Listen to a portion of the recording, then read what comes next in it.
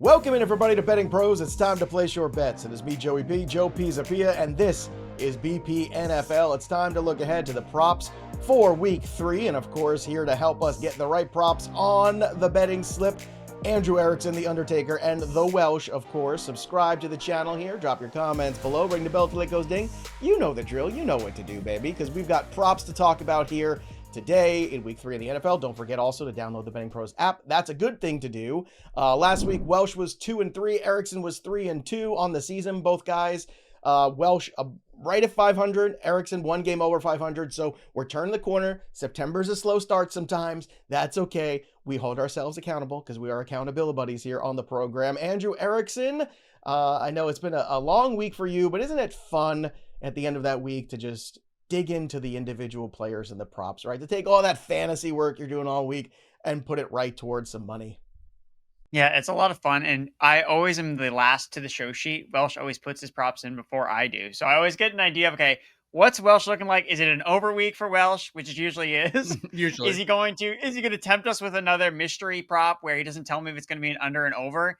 And then is there a prop that I'm maybe going in the other direction than Welsh is? And that's always something that's interesting to talk about when we get on the show. And there is one player on here that maybe I'll push back a little bit, but we'll get into it. Welsh, do you feel attacked as an overachiever just because you do your homework earlier? That doesn't seem right to me at all. All of that seemed very attacky. Listen, very passive. I acknowledge last week was a little bit rough. Like skin of my chinny chin, getting in on the 2 and 3.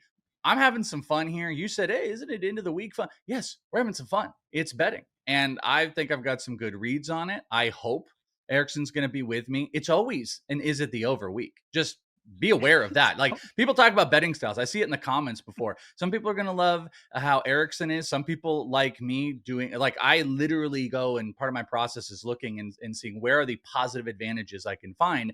And then sometimes some of the negative ones will jump in where I can get an under. I got an under this week. I got an alt bet this week, and I may potentially, possibly be climbing a ladder at the end of the show. Oh my goodness. All right. Well, before we go to Home Depot, let's get to the props here. Welsh, why don't you kick us off with the first prop of Week 3 in the NFL? What do you have? All right. Hopefully this isn't going to be the very first one that's going to get pushed back on, but we are going to go to one of the tippy top players. We are going to start this off with Ja'Marr Chase. Yes, we've got a brand new quarterback in town. That can be very, very scary with Burrow out and Browning in. But what did Browning do last week? Target Ja'Marr Chase. So what we are doing this week is we are playing an alt line receptions. The 6 number or over 5.5, it's okay, but you can get plus money for 7 receptions on Ja'Marr Chase. Got plus 125. Now, Chase is coming off of a 16 target game where he caught 14 balls. Jake Browning is there. Browning came in and looked his way the entire time. He had a 78%, this is Browning, 78% first read rate, which in the NFL would rank 5th highest among all quarterbacks. So it is first read, throw. Who's the first read? Ja'Marr Chase. Chase ranks 5th in yards per route run against zone coverages this year. This is a stat over on PFF, which I really like. Minnesota runs zone coverages at the 7th highest rate in the NFL, which that creates a really nice opportunity for Ja'Marr Chase. Also, the Minnesota Vikings corners, not great. It's a great PFF matchup. They use great as their new high star one. Corners ranking 91st, 78th, and unranked so far this year. So bad corner matchup. Number 1 read, Ja'Marr Chase, caught 14 balls last year with Browning out there last game. 7+ is plus money. Yes, we're going Ja'Marr Chase. By the way, a little extra motivated too, playing his best friend across the field in Justin Jefferson. Ja'Marr Chase is going to get the ball a lot. I need 7 receptions. I'm not playing yards. Love this bet. That's how I'm going to kick us off with an alt reception bet. All right, Erickson, a lot of backup quarterbacks are playing in Week 3. Didn't take us very long to get here, and you've got a prop on one of them up in Minnesota. Yeah, I said on the best bet show, I wouldn't bet on Carson Wentz when it came to the outcome of this game. But when it comes to the props, yes. I am all the way in with Carson Wentz, over 10.5 rushing yards. Kevin O'Connell said this week that Carson Wentz has this ability to show up with his legs in a similar way that Sam Darnold did last season. You look at what Sam Darnold did at this type of line. So he was hitting this number over 10.5 rushing yards, about a 61% rate last season. So I think that O'Connell is going to give Carson Wentz opportunities to run around and use his legs, whether it's in design run plays or on scrambles. So Carson Wentz, yes, the last start that he had, he did not really run that much when he was part of the Kansas City Chiefs. But the last time he played in a Kevin O'Connell, Sean McVay style offense, which was in 2023, week 18, as a member of the Los Angeles Rams, he had 17 carries, a quarterback, 17 carries for 56 yards. That is a massive number. And we just look at what Wentz has done since he's left the Philadelphia Eagles, 68% towards the over at 10.5 rushing yards, 15 of 22 games since he left the Eagles. So I think that the arm sleeve is out and he's ready to run around. And I think we're going to see that on Sunday. I didn't wear my arm sleeves today. I should have. I made a terrible mistake. Underneath my sweatshirt, of course. Oh, yeah, there you go. Speaking of the Vikings, Welsh, you are in on the Vikings this week, too, with a specific player, a tight end, TJ Hockenson. So let's talk about his 30.5 receiving number. Are we going over or under? We are did I leave it as a mystery? I didn't leave it as a mystery. I don't think I'm teasing. Here, but... I'm teasing. Okay. I know you did that last week, but I'm not going to scold I'm watching you that now. Because you know why? Because you submitted your homework before Andrew every week. So that's I always get my homework in early. You get little passes like that. You get a little gold sticker sometimes too. Listen, if you're on time, you're already late. 5 minutes early, you're on time. That's right. Whatever. Okay, whatever Tom. Okay, Tom Coughlin. Whatever it is. All right. So I'm jumping in on and Carson Wentz is really important in this one as well. So we are going with TJ Hockenson over receiving yards. The numbers are kind of, across the board. If you're on Betting Pros and you're looking around, you can get it at 30.5. That's a great number. But anything into the 35 range, I think I really like. Now, why would I like TJ Hockenson when he's been a bunch of nothing and there's a backup quarterback in there? Well, had to do some digging. So these are some old stats here. From 2018 to 2020, did you know that no quarterback had a higher percentage of throws to a tight end than Carson Wentz? 35% of his throws from 18 to 20 were to tight ends. In 2022, when he was in, it was going to running backs. There's a lot of check down stuff that's going on, and they're down some running backs, but no quarterback with a higher tight end thrown percentage than Carson Wentz. Bengals coverage grades, poor. Ranked 24 of 32 in linebacker coverage, 26 of 32 as far as safeties in coverage, and 24 of 32 for cornerbacks. That is according to PFF. Bengals suck. We've got some different projections across the board. PFF is around 35 yards. Our aggregate projections on Fantasy Pros have Hockenson almost at 43 yards. This is a low number for a backup quarterback who's not going to look to be slinging the ball a bunch and had one of the highest had the highest percentage over a 3-year span thrown to tight ends. TJ Hockenson is going to eat this week. He's going to get back involved since he hasn't been. And this is a low number to take advantage of. I think I might have this as one of my favorite props on my best bets on the Betting Pros app, which you can check out, which all of the Betting Pros analysts, we can go and highlight some of our best bets and some other people can do as well. So go and check it out. You can see what our favorite ones are, and this will probably be mine. All right, Andrew Erickson, he's not the only tight end we're betting on this week. Let's talk about Brock Bowers. Was dealing with a little bit of an injury issue last week, but everything looks like he's going to play again in week 3. So how are we approaching him this week, Andrew? I'm taking the over if his number is 55.5 receiving yards, because I looked at this early and I thought this number is way too low for Brock Bowers. He's gone over this number in 9 of his last 15 games. Through his NFL career, he's averaged 70 or more receiving yards. Like, that's his average. And we're getting 15 yards off because, okay, he was dealing with a knee injury. He didn't really practice at all last week. He's been practicing in limited capacity this week, so I already feel like he's a little bit healthier than he was in week 2. And the Raiders, they're really more interested in throwing the ball than running the ball. They're third in pass rate over expectation. We all saw what Tucker Kraft did against the Washington Commanders on Thursday Night Football. He destroyed them, and he also happens to play tight end. So Brock Bowers at 55.5. I think that this is an absolute layup for him, a player of his talent. Again, if the injury is kind of scaring you away, I'm just not concerned because he's practicing more than he did last week. So this one's an easy over for me. All right, so easy overs there for the 2 tight ends. All right, betting on tight ends is fun. You know what else is fun? Making a deposit and winning some cash over at Hard Rock Bet, our sponsor of our show this year. And Hard Rock Bet Sportsbook app is available, and you'll see why it's top rated with thousands of 5-star reviews. It's week 3 already, if you can believe it, but if you haven't tried to first bet on Hard Rock Bet, what the hell are you waiting for? There's still time, and you can get 150 in bonus bets if you win by just placing a $5 bet. If it hits, you not only get your winnings, but you get 150 in bonus bets back as well. So let's get after it, Hard Rock Bet. And if you want to see what other people are betting on from now through the weekend, the Hard Rock Bet app shows you trending players, parlays, the most bet player props, the top picked upsets, and more. Just download the app, and all that info is right just in your fingertips right there. just a tap away. Hard Rock Bet has new promos every single day too, and this week the profit boosts are for 5 straight days of football. That sounds pretty good to me. Thursday night profit boost, Friday college profit boost, and then, of course, Saturday college games plus NFL on Sunday and Monday. So every Thursday on Hard Rock Bet, you also get the legendary reward drops too, full of rewards like bonus bets, parlay insurance, and more. So open up your drop in time for this weekend's games. Hurry up, don't wait. Hard Rock Bet is the only legal sports book in the state of Florida, and it's also available in Arizona, Ohio, New Jersey, Indiana, Tennessee, Virginia, Illinois, and Colorado.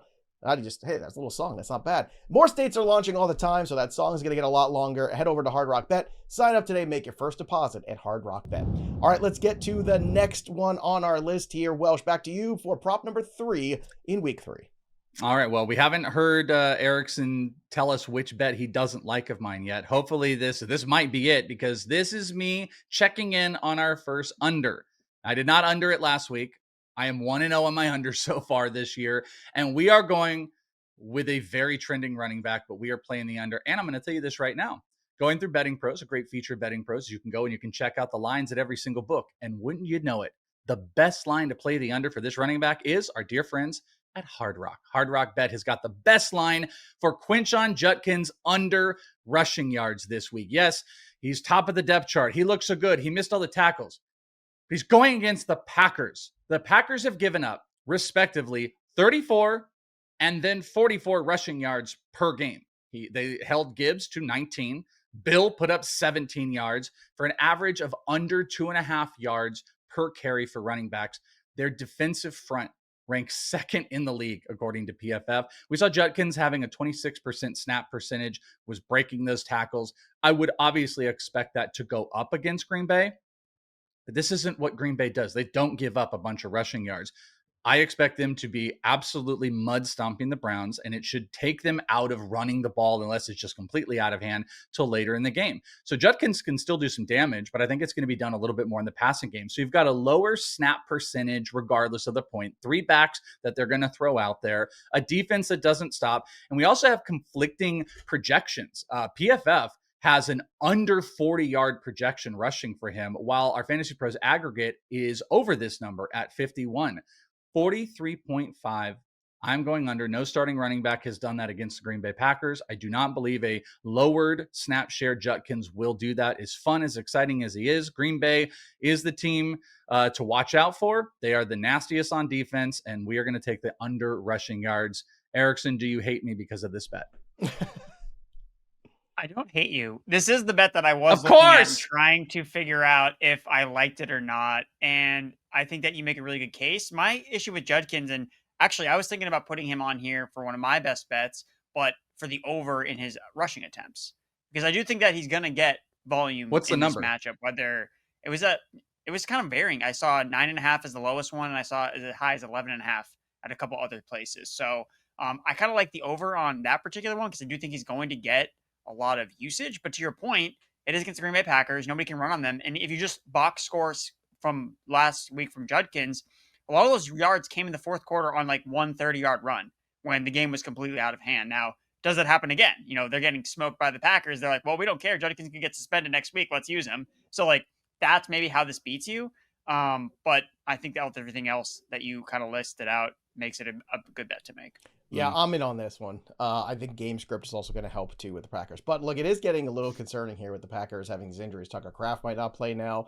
So really the question becomes like, do the Packers struggle moving on offense? And if so, then this game is a little closer. And then this Judkins one could potentially be. It's also on the road too. It's on the road and all that stuff. So there's a lot of factors. No Jaden Reed, probably no Tucker Kraft at this point. Let's start to look at, because when they use the verbiage, they're not going to put him on IR. That doesn't sound good. That sounds like somebody who's hurt and it's probably. Oh, is that Tucker Kraft? That was the verbiage that I just read before coming on. Well, they're not putting him on IR, but he is in doubt for this week potentially. So keep a close eye on that. I'm the jerk that picked up Luke Musgrave in every single league the minute that news came out. None of the Fantasy Pros leagues can you guys get him, because I picked up Musgrave. Well, you can have him. There you go. I'm rolling with you. Rude. No Tucker Kraft. Very no rude. Tucker Kraft. All right, continuing with the theme of week 3, the backup QBs. Tyrod Taylor is going to play for the New York Jets, but that doesn't necessarily mean we're going over. So let's take a look at his stats and what we are targeting. Andrew Erickson. Tyrod Taylor is going to go under 28.5 passing attempts. The Jets are 32nd in the NFL in pass rate over expectation.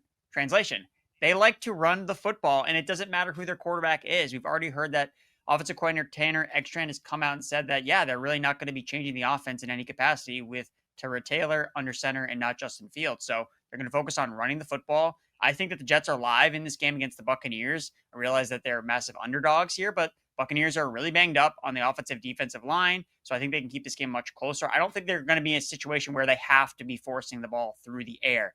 And through 2 weeks, it's been 22 pass attempts total for the Jets quarterbacks, Fields in week 1, and then combined with Fields after he got hurt, and Tyrod Taylor in week 2. So they haven't been close to 29 pass attempts. So this one's an easy under for me in a game that I think is going to be a lot closer.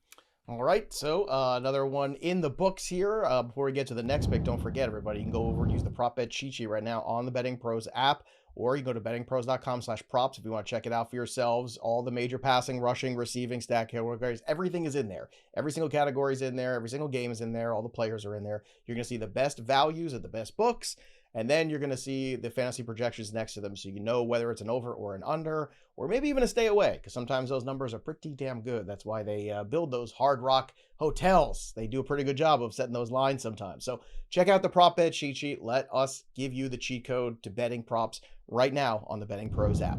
All right, let's get to number 4 here on our list of the top 5 here for the boys. Welsh, your number 4 pick of the week is who? How can you not love making any type of bet in this Bears and Cowboys game with this score? And I got to play some wide receivers, and we are going to go with an over. We're going to play some receptions in this one. Odunze receptions, 4.5 over. Odunze has 19 targets over his first 2 games, average of 9.5 per game. And he's also been smashing this prop in both games, 6 receptions and 7 receptions. He has the 11th highest first read percentage in the NFL for wide receivers at 33.3%. By the way, Cowboys secondary stinks. Diggs is not great. Elam is average. The Cowboys just got torched for not only 2 wide receivers to go over 100 yards against them in the same game, but both receivers had 8 or more catches. So if you want to make an argument for DJ Moore, I got it. Odunze looks like he is the number 1. He's the number 1 in read percentage for this team. He's the guy. Their secondary isn't stopping anybody. If the Cowboys start to trounce the Bears a little bit, they're going to be passing even more. We know Odunze is going to get targets. So we're looking at 5 receptions for Rome Odunze in this one, and that is my over bet for number 4. Yeah, Rome Odunze does look like the favorite target in this Ben Johnson offense to start things. All right, a wide receiver who's been kind of slow out of the gate. Well, let's be honest. Kind of all the wide receivers for the Eagles have been a little slow out of the gate. Not just A.J. Brown, but DeVonta Smith too. But is it time to possibly buck that trend? Andrew Erickson, dare I ask this question of The Undertaker? Nope. Now, DeVonta Smith is going to go under 4.5 receptions. This is one that I always look to bet anytime that Dallas Goedert and A.J. Brown are also healthy, because DeVonta Smith doesn't go over this number when those other 2 guys are healthy in the lineup. All of last year, when he played alongside AJB and Goddard, Smith went over 4.5 receptions 1 time. This year, week 1, those guys were both healthy. What happened? He went under 4.5 receptions. And he also went under this number last week as well. So I'm just playing the hits here. Dallas Goedert's going to probably play in week 3, and I'm going to take the under on DeVonta Smith, 4.5 receptions. It doesn't matter who they're playing. It doesn't matter about the matchup. This is just the number that I think is a good bet to make when those other playmakers are in the lineup. All right. Before we get to the last bet here, we're going to switch around. I'm going to let Andrew keep the reins because I think Welsh's last prop is very sexy, and I want to get Andrew's take on it. So let's talk about Matthew Stafford and stay in this same game here for a moment, Andrew. Not sexy, but yes, please. It could be. This It could be one. sexy. It could be very sexy. Yeah, don't, sure. don't bury the lead. Matthew Stafford over. Wait, so my pick's not sexy? Mine's also plus money. Okay, I'm sorry. I was money, more yeah. like Matthew Stafford's not like the sexiest, but I do love a plus money touchdown bet. So It is. Yes, I don't do a lot of quarterback bets, but when I do, they're on Matthew Stafford when his back is upright and healthy. So over 1.5 passing touchdowns for Stafford. He has gone over this number in 9 of his last 14 games at 64%. He did it in both games against the Philadelphia Eagles in 2024. In 5 of his last 6 games as an underdog, Matthew Stafford, at least 2 passing touchdowns. And I don't know about you guys, but rewatching that Rams-Titans game, dude, they're just force-feeding Davante Adams in the red zone. Like, every single red zone possession is like, how can we get Davante Adams to score a touchdown here? So I really like Matthew Stafford in a game that I think could be a little bit more back and forth between the Eagles and Rams. And I just don't think that the Rams are going to be able to score on the ground against the Eagles with Jalen Carter plugging up the middle with Kyron Williams. So I think it's going to be Stafford through the air going to get touchdowns. That's why I think this one is sneaky because of that right there. Because I think one of the worries would be is like, well, what's their favorite thing to do is just hand the rock to Kyron and let him get 3 touchdowns and ruin that. But that defensive line is so stout as far as the running game goes. It probably puts them in situations where it's even, mid screen passes out to Puka. It's just going to make them a throw. So this is a really sneaky one. This is sexy. You know what else though? But through 2 weeks of football, the Eagles have given up the most rushing touchdowns of any team, 5. So it is kind of, I think, in some ways a bit of a pivot in the thinking, because sure, the Eagles front is really good. We all know that historically, even last year, very good. But for some reason, obviously this year, we know the first game was without Jalen Carter. So maybe you take a little bit of something out of that. There was a couple there from Javonte Williams. Maybe this status a bit of a liar. It's possible, but the Davante Adams one, more on that later in the show. Let's get to Welsh's pick here. And Welsh, what I love about your props is you're never boring. We're always exciting here on the program. Nope. Let's talk about George Pickens. I'm not going to be boring. So I went down the George Pickens train last week, and it was sweaty. It took a double overtime for us to get there. But we did hit it, thank God, so we could only be 2 and 3. I'm going to go down that well again. But let's do a couple things here. We're going to start with what the bet is. And the full bet is George. It's almost the same thing as we had last week. George Pickens receiving yards, 53.5. Good line, good number. Here's why we like that. And then we're going to expand. First off, Pickens got that, as I mentioned. But this is all about this. This week is all about this matchup. Bears corners currently rank 31 out of 32 in the NFL. They just lost Jalen Johnson for the year out. The Bears, like the Cowboys, gave up over 100 yards to 2 different wide receivers in that game. Jamison Williams, by the way, did not do it with volume. He had 2 catches and went over 100 yards. This is what Pickens is built for. So despite having under only 100 yards receiving through his first 2 games, he ranks inside the top 25 of air yards in the NFL with over 175. Inside that top 25, by the way, he has the 5th worst percentage of balls thrown to him that were actually catchable, 66%. That shouldn't be an issue this week with really, really bad cornerback play getting involved. This is why I like him. Projections go between 57 and 61 going over a couple sites, so the projections like it. So the prop of 53.5 is what we like. But, ladies and gentlemen, maybe my only one this year, especially if it doesn't hit, I am climbing the ladder with George Pickens. I assume if you're watching this, you're familiar. A ladder bet is you end up taking markers of a player to go way past that prop. You got to be very careful about how you do it. Typically, you would bet, let's say, on the 53.5, you'd bet a unit. Maybe you do half a unit on the next line, which is 60. Maybe you do a quarter of a unit on 70, and then like a real small 1/10 of a unit on 80. That is where I am going. I have laddered this 60 plus at plus 117, 70 plus yards at 172, and 80 plus at plus 255 because you got the number 4 fantasy quarterback, Dak Prescott. You got one of the highest lines of over 50. You got one of the worst secondaries. George Pickens could do this in one singular play because guess what? Jamison Williams did. George Pickens to the moon. And if you listen to the Rank Show on FP, I would remind you, I believe it was Pat Fitzmaurice had said, I can't not rank George Pickens high this week because it feels like an 8-catch, 150-yard week. I am laddering George Pickens. But my official bet, which I will be accounted on, is 53.5. Erickson, tell me you love it and don't say otherwise. I like it. I don't. The only reason I don't love it is because Pickens was not really heavily involved until, like you said, like very late into that game against the New York Giants. So what changed? Like, why wasn't he getting involved early on? It's because, well, Devontae Turpin kind of matters in this offense. Like, he got hurt. He was out with a neck injury, and then George Pickens started flooded with targets. So, like, that's my only concern. But to your point, he could get there on one play, which is what I feel like we always fall back on that argument. Like, guys, you can get it on one play. Like, It's going to be fine. So I do agree with you going over the 53.5. I will not be laddering it, unfortunately, but I will be cheering for you, and I hope that I'm wrong. Welsh, I'm going to support your crazy ladder bet with a caveat. I want to make sure we already know Jalen Johnson dealing with the groin issue. Probably we're not going to see him for a while if we see him at all again. Gordon also dealing with a hamstring issue. He did not practice yesterday either. If we're talking about all the corners being out, then I think this is actually a really good wager. And you might want to start locking it in early because I wonder if those odds start to change a little bit as we get closer to Sunday and more of these sharps out there start to attack that Bears secondary. One of the scarier things, too, doing this early, There is, if you look at the weather, there's like a little slight chance of rain. That could be nothing, by the way. That could actually help this. If the rain were to become something, that would be worrisome. But the weather, temperature, I think, is in the mid 70s. There's no wind. It's all the things that I'm okay with. So even like a little bit of rain could actually be a benefit for a guy like Pickens in this. So ride with me, my friends, responsibly, or at least just go 53.5 over on George Pickens against one of the worst secondaries in the NFL. All right, let's turn our attention to calling some touchdowns. And again, at bettingpros.com/touchdown, you could see the touchdown score report. That's fun. The touchdown score report compares anytime touchdown stats to prop bets and projections to help identify the very best in anytime TDs that you're going to find. So go to bettingpros.com/touchdown, or again, just download the app, make it easy. For me this week, actually recapping last week so far, again, just looking where we are. Welsh has 2 touchdowns so far this year. I've got 1. Andrew's got 1. I need to get 2 this week. I want to come out here strong in week 3. So I'm going to go with Cam Skattebo to score a touchdown. My boy Cam Skattebo, let's go.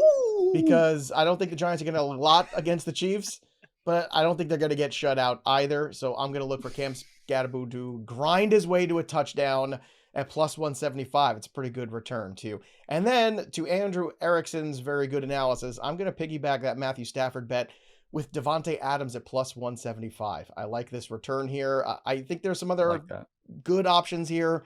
Javonte Williams you're getting at like basically even money to score. That's a good one. Kyron Williams is basically even money. So if you want to be safer, those are the ways to go. But if you want to have some fun, it's Cam Skattebo, and it is Davante Adams at plus 175 each. Welsh, since you're leading the charge, why don't you go first in the touchdown calls? I always hear Adam Sandler with the Timothée Chalamet. That's the Skattebo. Skattebo. That's how I hear it. Yeah. Yeah, so for the touchdown call is pretty nice. That's what I got. That's a pretty good impression, actually. It's pretty good. Yeah, I'm gonna try to continue this. I was 2-3 on my props, but I hit a touchdown last week. I've hit a touchdown in each of the 2 weeks. I'd like to keep rolling. So my 2 touchdown calls this week, as one does, you got to bet on a tight end, and I'm gonna go with Travis Kelce this week. Giants have given up. They've already given up 1 touchdown, 2 tight ends, I believe 3 receiving touchdowns overall. They gave up to Ertz in the first week. They got absolutely slashed by Ferguson last week. They want to continuously get Kelce involved, especially when they get into the red zone. I do believe the Chiefs are going to be able to do some work. They can pass the ball a decent amount. Worthy's a little bit banged up. You got Marquise Brown. So when you get in the red zone, what are you doing? You're looking at Kelce. I like that one. That's around plus 150 on Travis Kelce I've seen. And then the other one might feel a little bit risky. It's a little bit more than 2-1 because it's officially been announced that Marcus Mariota is going to start this week. What do I think Marcus Mariota will not do? Sling the ball super deep. That's an effect to Terry McLaurin. They're also out Eckler. So what is the most logical thing? How about short variant passes for guys that can do some work with the ball in their hands and get some yak? How about Deebo Samuel? Deebo Samuel, whether he could be used in short yardage in the run game, whether it's going to be screen passes out, I don't think they're going to trust Mariota to do big stuff. I think this is a pretty good spot for Deebo this week. Also, 22% designed plays so far for Deebo, which is pretty ridiculous. Raiders corners stink. So I like Deebo at a little over 2-1 to score a touchdown. Andrew Erickson, let's call some touchdowns. Let's go. What do you have? All right, I'm continuing the trend of Welsh and I betting on wash tight ends to score touchdowns after they dropped them last week. So I'm going to go with Mark Andrews, who, like Travis Kelce, should have caught a touchdown last week, didn't, but that's basically his only role in this Ravens offense anymore is that, hey, he's a red zone guy. I think that he could score a touchdown because the Ravens have a massive implied team total in a game where you could see easily 50 points scored between the Ravens and the Lions. So I like Mark Andrews to squeeze the football this time in the end zone and catch a touchdown. And then my favorite one is A.J. Brown. Going back to that Eagles-Rams game. You know, there's only one team in the NFL that has not thrown a passing touchdown yet. It's the Philadelphia Eagles. They're the only team. So What do we say, boys? Touchdown regression. They're overdue to score a passing touchdown. I think they're going to do it against the Rams, who have allowed 100% of their touchdowns through the air this season. A.J. Brown scored against the Rams last year. And look, when A.J. Brown is one-on-one with Emmanuel Forbes, and they don't design him a slant to just totally body Emmanuel Forbes with A.J. Brown, I don't know what they're doing. So I think AJB finally finds the end zone. One would hope.